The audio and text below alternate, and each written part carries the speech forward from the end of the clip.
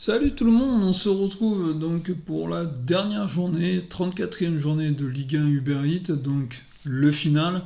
On a suivi toute l'année la Ligue 1. Voilà, la Ligue 1 va nous livrer ses verdicts, nous allons voir tout ça tout de suite. Mais avant toute chose, n'oubliez pas de vous abonner pour suivre notre actualité, de mettre un petit pouce bleu, ça fait toujours plaisir, d'aller sur le site internet Oxma Sport pour suivre un peu l'actualité d'Oxma Sport. Mais surtout, pensez bien à vous abonner.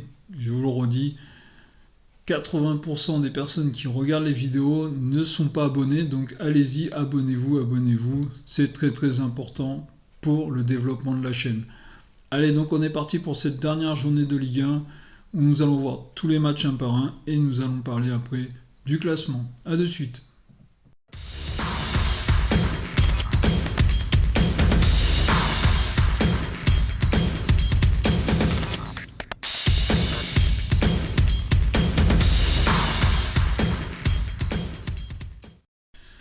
Premier match, honneur donc au leader de ce classement. Le Paris Saint-Germain se déplaçait à Metz, alors même si le PSG est déjà champion et eux ne jouaient rien sur ce match, les Messins devaient conserver leur place de barragiste, donc il fallait absolument pour les Messins prendre au minimum un point. On voit que les Parisiens sont venus, ont marqué d'entrée, donc rapidement les Parisiens ont mené 2-0.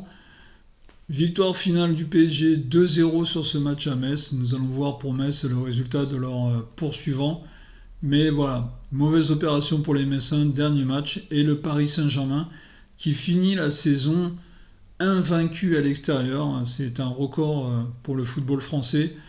Donc Paris Saint-Germain, beau champion de France. Et les Messins, on va voir s'ils ont conservé leur place de barragiste ou si c'est chaud pour eux.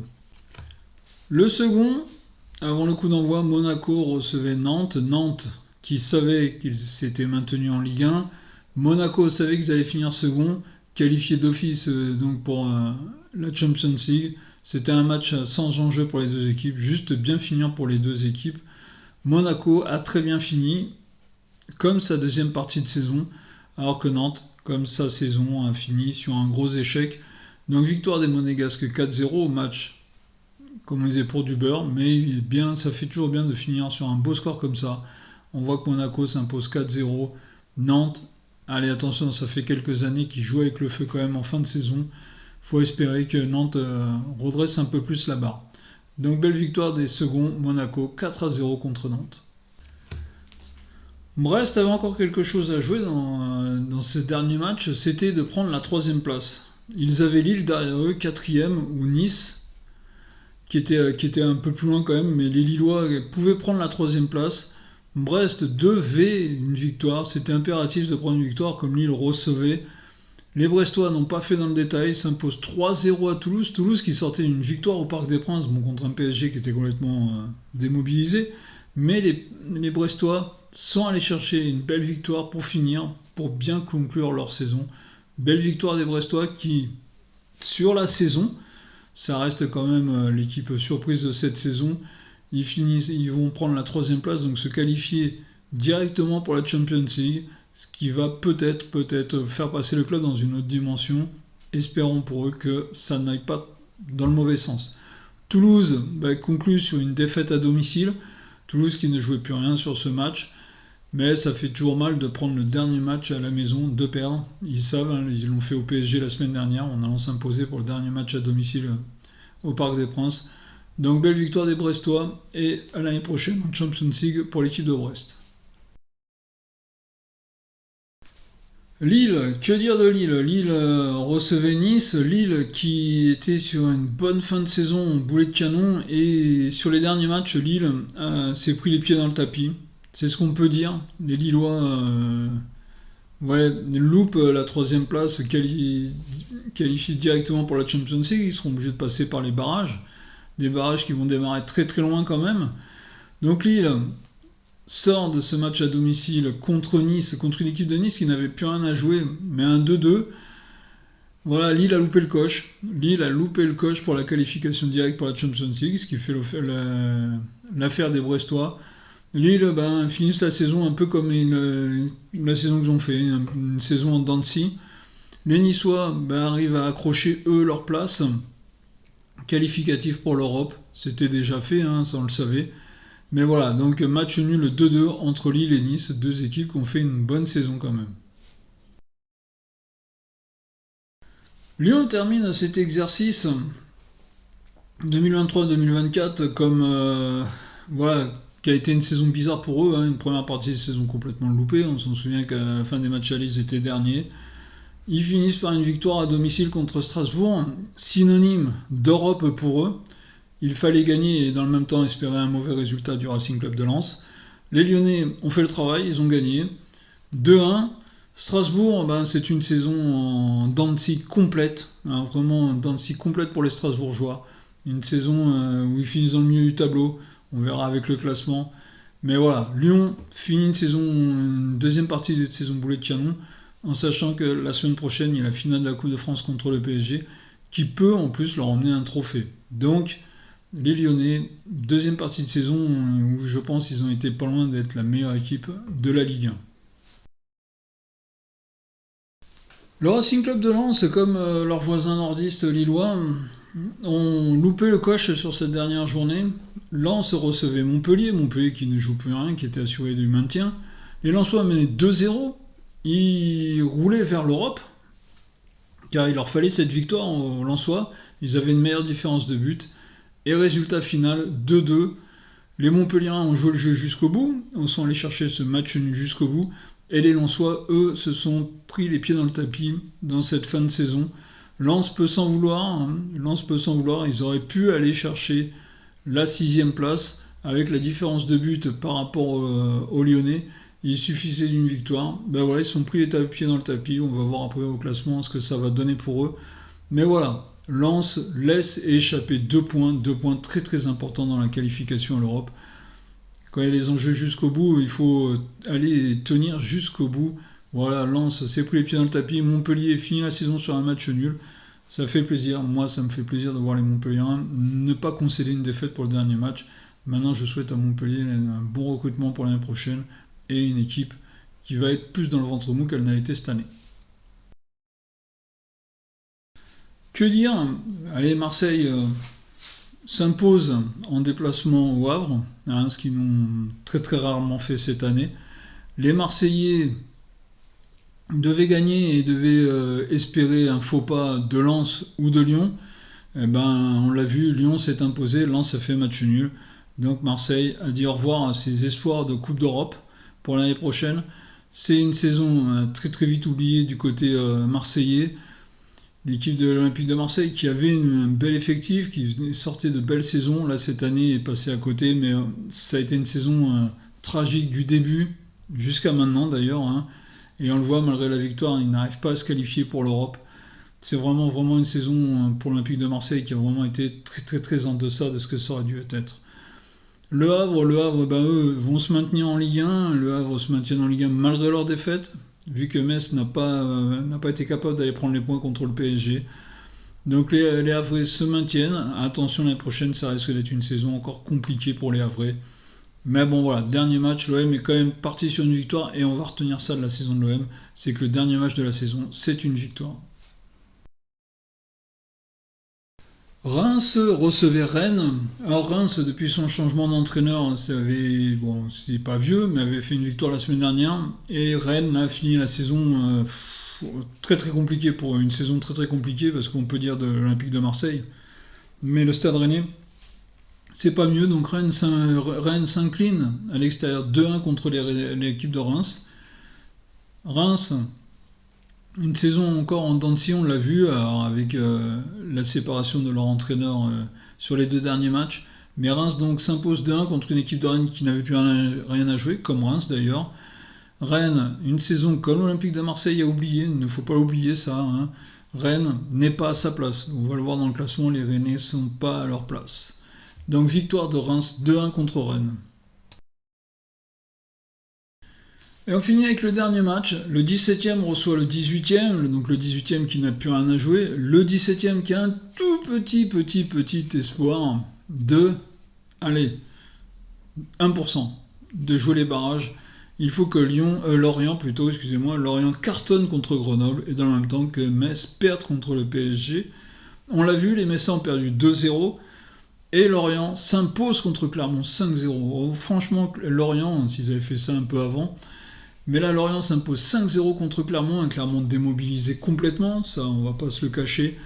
Lorient finit à égalité de points, à égalité de différence de but avec Lorient, avec Metz, mais la différence individuelle, c'est Metz qui passe devant. Lorient va jouer l'année prochaine en Ligue 2 à cause d'une différence de but individuelle avec l'équipe de Clermont. Avec l'équipe de Metz, voilà, excusez-moi. Lorient, ça faisait un peu trop longtemps que ça leur pendait au nez, donc l'équipe de Lorient, les Lorientais vont descendre en Ligue 2. Clermont, la saison était finie depuis un moment. Donc voilà. Les deux équipes, c'est direction de la Ligue 2 pour l'année prochaine. On va dire que Lorient finit bien la saison en Ligue 1 en s'imposant. Et Clermont, attention l'année prochaine, le départ en Ligue 2 va être très très compliqué.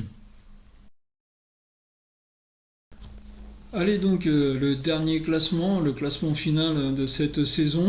Bon, le Paris Saint-Germain, champion de France avec 76 points, donc une bonne saison quand même pour les Parisiens. On voit donc un total sur 34 matchs, 22 victoires, 10 nuls et 2 défaites, dont une dernièrement là, contre Toulouse à domicile. Les Monégasques qui finissent avec 67 points, donc à la seconde place. 20 victoires, 7 nuls, 7 défaites. On voit quand même qu'ils finissent en boulet de canon sur les 5 derniers matchs, 4 victoires et 1 défaite. Les Brestois, donc comme je vous disais, le Stade de Brest qui a pris une place, qui était 4ème, finissent donc 3ème. Donc Brest avec 61 points, très très bonne saison des Brestois, hein, n'oublions pas, c'est la vraie surprise de la saison. Et Lille qui était 3ème, les Lillois qui avaient l'occasion de se qualifier directement pour la Champions League, avec son match nul concédé contre Nice, finissent 4ème et vont jouer les barrages pour la Champions League. 5ème Nice, donc, qui savait eux qu'il n'y avait rien à gagner, rien à perdre. Les Lyonnais, on le voit, les Lyonnais donc, prennent une place, ils étaient 7ème les Lyonnais, on voit qu'ils viennent de prendre une place et finissent donc 6ème. Les Lyonnais qui finissent avec une fin de saison extraordinaire, hein, on le redira jamais assez. Mais à part leur défaite contre le PSG au Parc des Princes, sinon c'est 4 victoires d'affilée là, sur cette fin de saison. Donc attention, la finale de la Coupe de France et les Lyonnais arrivent en pleine bourre. Lens qui laisse échapper la 6ème place et la qualification en Europa. Les Lensois avec 51 points, donc avec leur match nul contre Montpellier, on le voit en faisant 2 matchs nuls lors des dernières journées. C'est là qu'ils ont perdu leur 6ème place. L'Olympique de Marseille, 8ème. Les Marseillais ne verront pas l'Europe l'année prochaine. Ils finissent avec 50 points. C'est une très très mauvaise saison pour les Marseillais, on peut le dire. Malgré 2 victoires consécutives, hein, et on voit sur les 4 derniers matchs, ils gagnent 3 matchs. Mais c'était trop tard, la réaction est arrivée trop tard. Reims qui finit 9ème, donc milieu de tableau pour les Rémois. Les Rémois qui finissent donc avec sur les 3 derniers matchs 2 victoires, 1 nul. Mais pareil pour Reims, il y a eu une trop grande période de défaites. 10ème, l'autre très très grosse déception de la saison, le Stade Rennais. Le Stade Rennais qui finit avec 46 points, c'est trop peu. 12 victoires, 10 matchs nuls et 12 défaites, c'est trop. Les Rennais donc finissent à la 10ème place. Mauvaise saison pour Rennes aussi. 11ème Toulouse finissent avec 43 points. Toulouse finissent par une saison pareil, milieu de tableau. Un peu en dents de scie aussi cette année, hein. Toulouse était capable du meilleur comme du pire. 12ème Montpellier, hein, on le sait, c'est mon équipe de cœur. Les Montpelliérains, 12ème, ils s'en sortent bien car à un moment donné c'était quand même assez mal barré. Mais ils finissent à la 12ème place avec 41 points. Comme je l'ai dit tout à l'heure, j'espère pour Montpellier qu'à l'intersaison, d'aller recruter quelques joueurs intéressants, quelques joueurs pas trop chers. On sait que le budget n'est pas énorme non plus à Montpellier. Mais voilà, qu'on ne revive pas une saison comme cette année. 13ème Strasbourg. Strasbourg, pareil, a fait une saison en dents de scie un peu comme Toulouse. Il y a eu du bien comme il y a eu du moins bien. Voilà, on va voir un peu ce que ça va donner. N'oublions pas que l'équipe de Strasbourg rachetée par le groupe de Chelsea. Donc est-ce qu'il va y avoir quelques jours arrivés de Chelsea? On verra bien, mais voilà, Strasbourg 13ème, c'est pareil, c'est une saison un peu décevante. Nantes qui se sauve de très très peu, les Nantais 14e. Donc Nantes, eh ben, voilà, une deuxième fois, une troisième fois, une quatrième fois, Nantes se sauve toujours dans les deux, trois dernières journées du championnat. Pareil, Nantes, attention, à un moment donné, il va peut-être falloir changer quelque chose pour éviter de vivre des saisons comme ça. Le Havre, pour sa première saison dans l'élite, après un retour, après quelques années en Ligue 2, les Havrais réussissent à se maintenir de justesse. Les Havrais, malgré leur défaite, finissent 15e. Voilà, attention l'année prochaine, saison très très compliquée. 16e et barragiste, donc Metz. Metz qui va regarder les playoffs de la Ligue 2 en attendant de savoir qui vont rencontrer, du PFC, de Rodez ou de Saint-Étienne.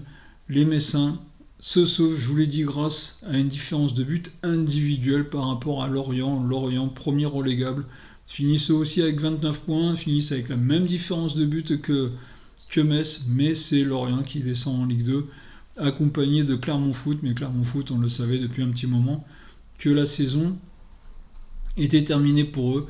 Donc voilà le classement final de la Ligue 1 qu'on a suivi toute l'année. Donc n'hésitez pas, laissez vos avis sur les équipes, dites-vous vos équipes favorites, ce que vous avez pensé de la saison. Allez-y, laissez vos avis, c'est important. On est là pour parler, on est là pour faire la communauté. On va voir un peu le classement des buteurs aussi. Donc en buteur, meilleur buteur de cette saison, Kylian Mbappé qui finit largement devant tout le monde avec 27 buts. Il finit meilleur buteur de cette saison. Le deuxième, le Lillois Jonathan David, qui a fait une bonne première partie de saison. La deuxième partie de saison a été un peu plus compliquée. Mais Jonathan David, 19 buts. Troisième, Alexandre Lagazette qui a porté l'Olympique Lyonnais sur cette deuxième partie de saison. Donc Lagazette finit sur le podium des buteurs. Et après on voit derrière Pierre-Emerick Aubameyang de Marseille et Wissam Ben Yedder de Monaco. Vous voyez, on retrouve bien souvent les mêmes quand même parmi les meilleurs buteurs de cette Ligue 1. Et on finit avec les passeurs. En passeur, meilleur passeur, encore un joueur du PSG, on le voit, Ousmane Dembélé. Ousmane Dembélé finit avec 8 passes décisives, à égalité avec Angel Gomez de Lille, 8 passes, et avec Romain Del Castillo de Brest, 8 passes. Donc on voit les 3 premiers finissent la saison à 8 passes, et derrière on voit que 4e, on a Kylian Mbappé avec 7 passes. Donc voilà, félicitations à tout le monde, la Ligue 1 c'est terminé. On se retrouve donc pour la saison 2024-2025. N'oublions pas, demain on a le premier match des playoffs de Ligue 2 entre Rodez et le Paris FC. Le vainqueur de ce match jouera vendredi Saint-Étienne à Saint-Étienne, qui a fini donc 3e de Ligue 2. Et après, le vainqueur de ce match jouera les barrages aller-retour contre Metz pour l'accession en Ligue 1. Voilà, je vous dis salut à tout le monde, à très très bientôt.